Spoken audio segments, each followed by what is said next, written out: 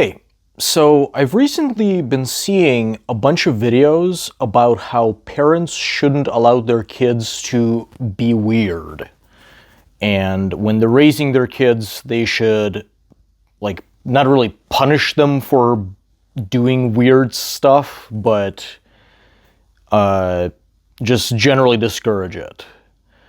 And usually the person making the video says, everybody knows what weird means, you don't have to explain it. I've also seen other videos, where people have talked about how there's a certain type of person for whom being normal is incredibly important.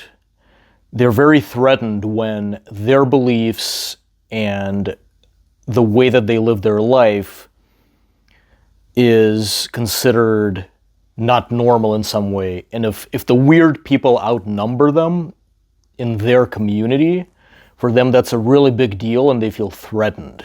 Of course, when it comes to evolution and society and all that stuff, being normal has always been a great advantage for survival purposes.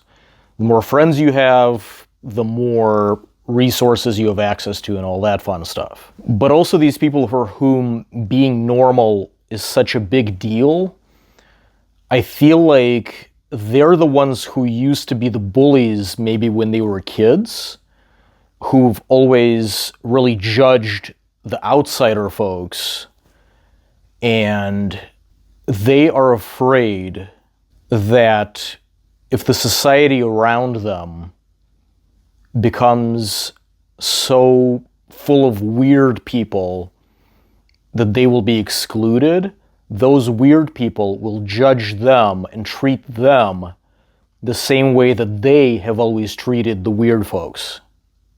So for me, the word weird doesn't even have a negative connotation, it just means interesting. If you're into something that's really out of the box, that's the person I want to talk to because I want to learn something new, I want to learn something different from them. I'm a huge fan of learning about other people's lives. For me, that's just very intellectually stimulating.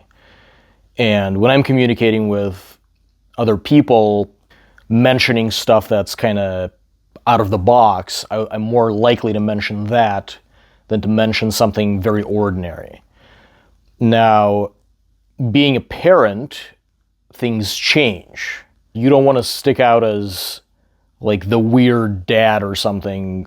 There's going to be a certain type of person who is not going to be okay with that. I find it really strange that some people wouldn't let their kids express their individuality to the fullest extent, because that's kind of what life is all about, right?